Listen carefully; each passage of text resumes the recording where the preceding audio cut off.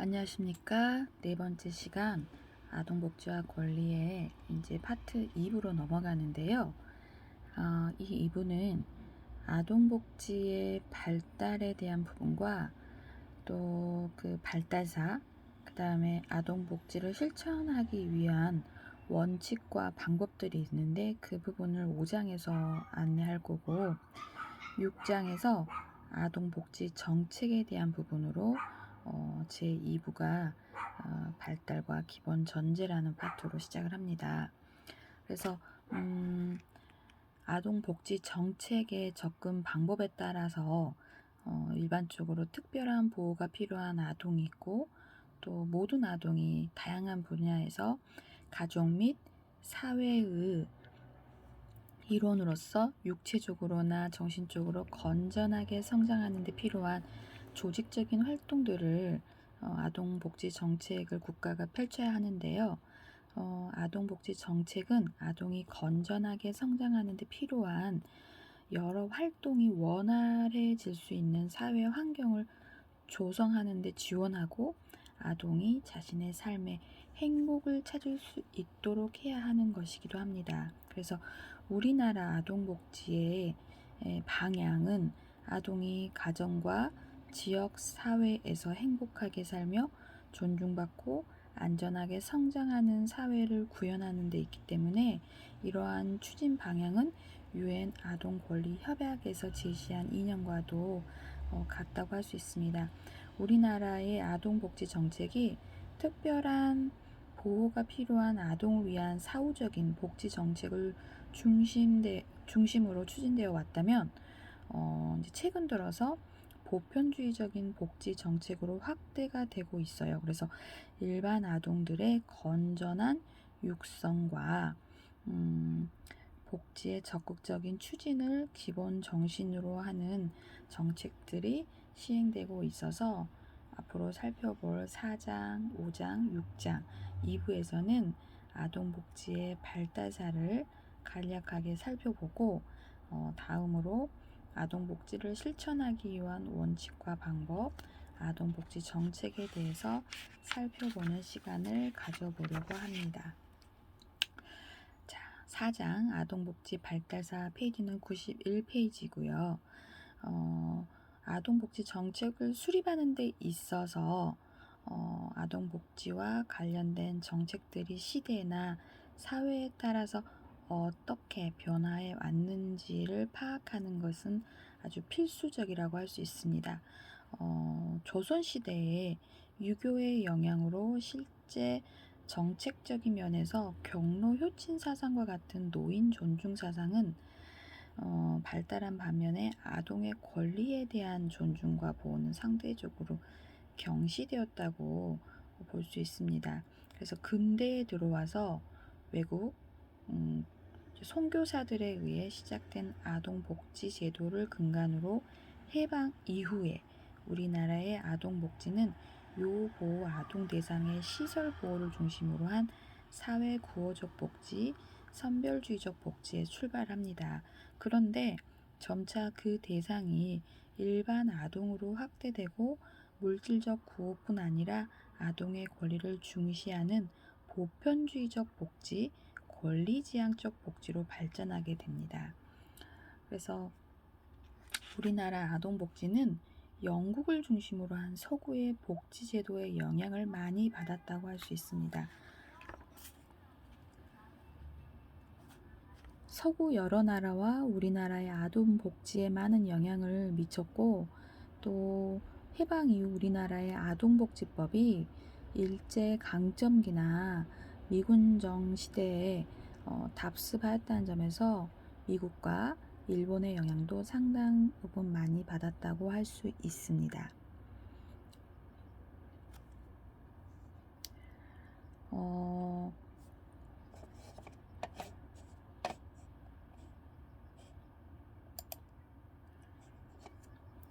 외국의 아동복지 발달사를 살펴보면 영국은 전 세계적으로 아동복지를 위한 기틀을 가장 먼저 수립한 국가이기도 합니다.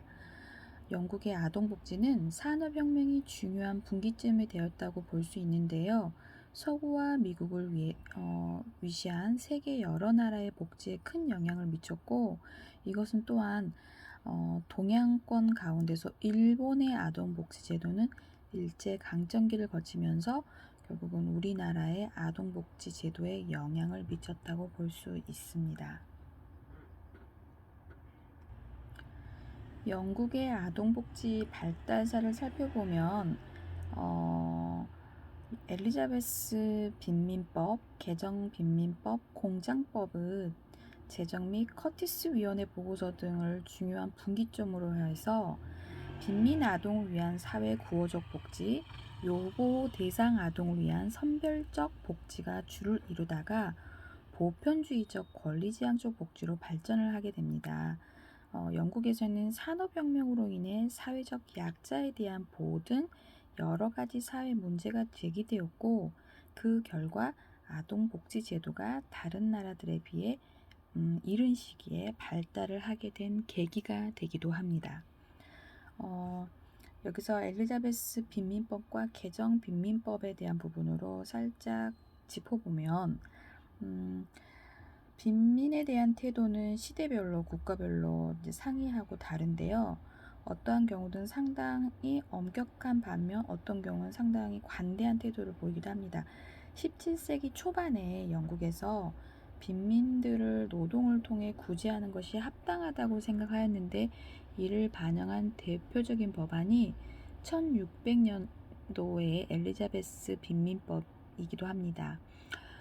이 빈민법은 하나의 법률이라기보다는 종전에 여러 빈민법을 집대성한 봉건제도와 중세사회가 붕괴되면서 발생한 빈민을 구제하기 위한 제정된 것이기도 합니다.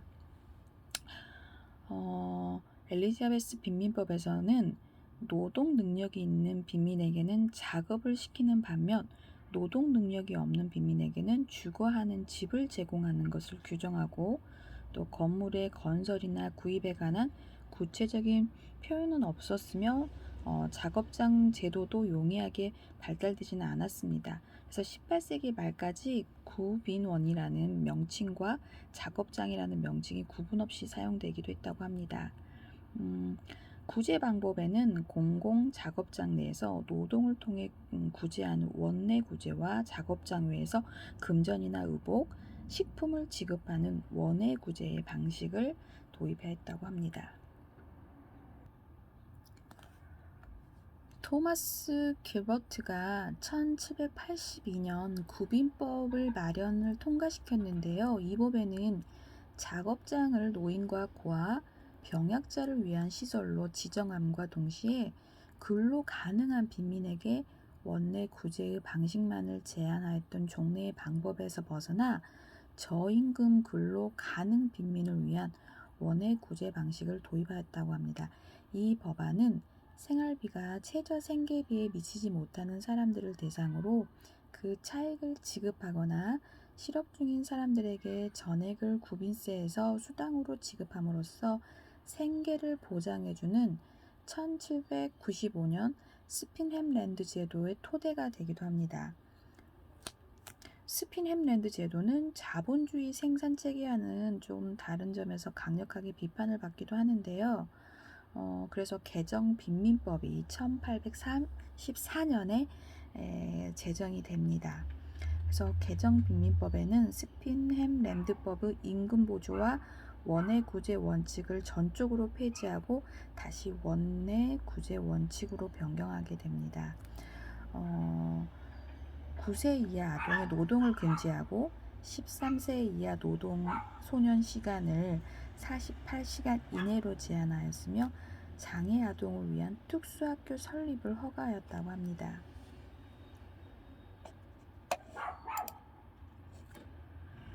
두 번째로 공장법의 제정인데요. 산업혁명은 영국의 아동복지제도의 발전에 영향을 미친 중요한 사건이기도 합니다. 산업혁명 이후에 많은 노동력을 필요로 하는 상황에서 아동은 값싼 노동력을 얻을 수 있는 가장 손쉬운 대상입니다. 그래서 열악한 노동 조건 속에서 혹사당하는 경우가 많았고, 교육의 기회까지 박탈당하는 경우가 많았습니다.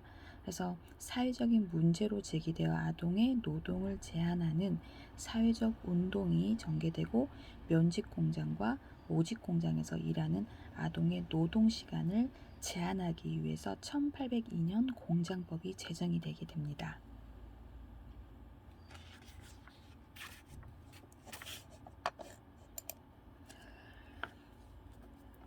커티스 위원회 보고서에서 19세기 중반에 이르기까지 영국의 아동복지의 근간을 이루었던 빈민법이라고 볼 수 있는데요.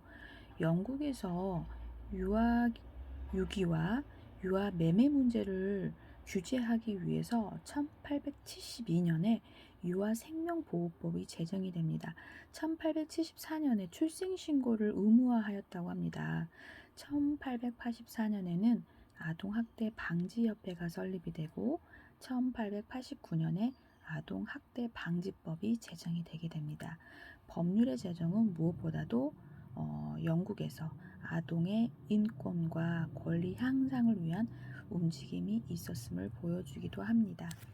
20세기에 들어와 아동복지는 아동의 권리를 보다 먼저 강조하는 방향으로 발전을 하게 되는데요.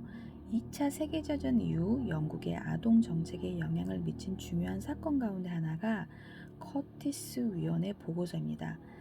커티스 위원회는 정상적인 가정 생활을 박탈당한 아동들을 보호하기 위한 목적으로 정부에서 임명한 위원들로 구성이 되었는데요.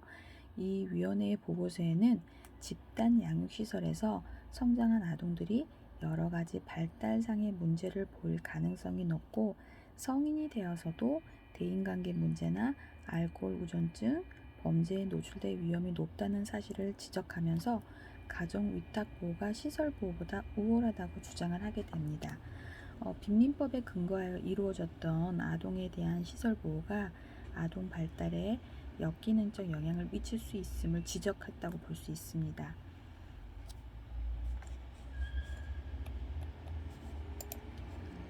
그래서 이제 다양한 아동복지법의 제정하고 시행에 대한 부분을 살펴볼 것입니다. 1870년도에 영국은 5세부터 초등 의무교육을 실시하게 됩니다. 1974년에 모든 아동을 대상으로 아동수당법이 제정이 되는데요. 이는 요고 아동이나 빈민 아동만이 아니라 모든 아동을 대상으로 했다는 점에서 보편주의적 복지 이념을 반영한 것이라고 볼 수 있습니다. 1889년이군요. 지금까지 분산되어 있던 아동보호와 지원 관련법을 하나로 모은 영국의 아동법이 입법화되기도 합니다. 그래서 1991년 그 효력이 발생하고 아동법은 1989년에 유엔 아동권리 협약의 원칙에 근거한 것이 됩니다. 이러한 주요 내용은 부모가 자녀 양육에 1차적 책임을 지면서 법원이나 지방 정부에서 아동 보호를 담당할 경우에는 아동의 이익을 우선적으로 고려해야 하며 아동의 의견이 존중되고 아동이 미래에 대한 의사결정에 참여할 수 있어야 하며 또 아동이 가정을 떠나 양육될 경우 지방 정부는 시설이 아닌 대리가정에서 보호를 받을 수 있도록 해야 한다는 내용이기도 합니다. 2000년도에 아동 청소년 교육과 복지에 집중적인 지원 정책이 펼쳐졌는데요. 2000년 빅토리아 클린비가 학대당한 사망한 사건으로 인해서 아동보호 제도의 한계를 인식하게 되고 법률적으로 뒷받침하기 위해서 2004년 아동법에서는 모든 아동은 어떠한 배경이나 상황에서도 건강하고 안전하며 즐겁게 배울 수 있고 사회에 기여하며 경제적 역량을 획득할 수 있도록 필요한 서비스가 제공되어야 한다고 규정하고 있습니다. 특히 이것은 취약계층 아동의 복지에 더욱 관심을 갖고 취약계층 부모 지원이 확대되어야 한다는 내용입니다. 아동권리 모니터링을 수행할 수 있는 기구를 창설해야 한다는 유엔 아동권리위원회의 공고를 수용하여서 아동의 권리 보호 활동과 옹호 활동을 주도하는 아동 커미셔너를 임명하도록 하였습니다. 심각한 재정 적자로 2011년도에 복지 개혁 법안이 고소득층에 대한 무상 혜택을 축소시켰으며 자녀 양육에서 부모들이 국가의 지원을 의지하기보다는 자신의 힘으로 양육하도록 권장하기 위해 가족관계 강화, 부모 책임감 장려, 아동 부양의 미래에 관한 자문 문서들을 발간을 했고 2013년도에 무조건 지급해온 아동급여를 연봉 44,000파운드 이상 고소득자들에게는 자격을 제한하고 혜택을 3명까지로 제한하는 정책을 펼쳤다고도 합니다.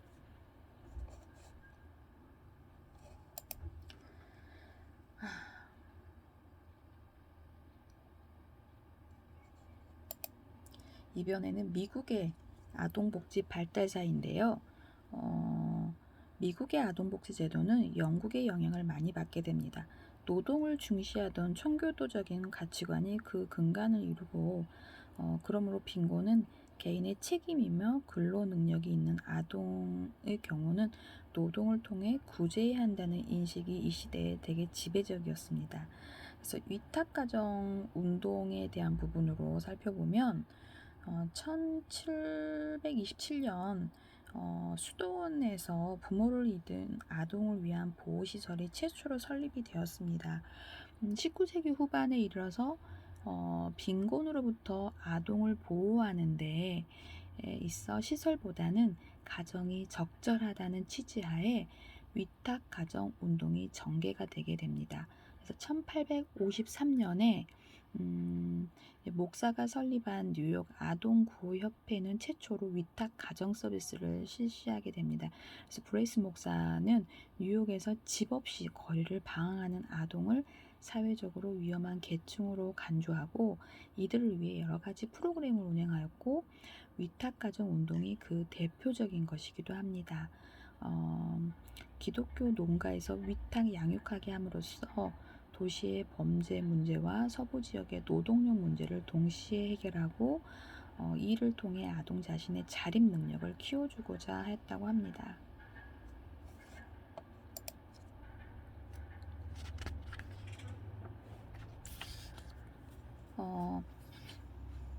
1차 백악관 회의가 아동 문제에 대한 전 국민의 관심을 유발하는 1909년 백악관 회의에 있었습니다. 1차 백악관 회의는 대규모의 아동 수용시설에서 아동과 양육자 간의 애정 결핍으로 인해 유발되는 문제의 심각성이 제기되면서 소집이 된 것인데요. 루즈벨트 대통령이 요보 아동 문제와 관련된 200명의 전문가를 백악관으로 초청하여서 이루어진 백악관 회의이기도 합니다. 이 회의 결과를 근거로 루즈벨트 대통령은 아동 발달에서 부모 역할과 가정생활의 중요성을 언급하면서 원칙들을 제시하게 되는데요. 그 원칙은 가난하다는 이유만으로 아동이 가정으로부터 분리되어서는 안 된다고 하였고요. 불가피하게 가정으로부터 분리가 될 경우 엄선된 위탁 가정을 차선책으로 고려한다는 부분과 세 번째로 시설을 이용할 경우 소속사 형태가 바람직하다는 1차 백악관 회의의 내용이 있습니다. 1차 백악관 회의를 계기로 1912년 아동 문제를 전담하는 아동국이 설립이 되어 전반적인 아동 문제를 담당하게 됩니다. 아동국의 설립은 바로 아동복지에 대한 국가의 책임을 인정하는 것이고 또 정부 차원에서 아동의 권리와 아동복지를 위한 기관 설립의 필요성을 인식하였다는 점에서 그 의의를 찾아볼 수 있습니다.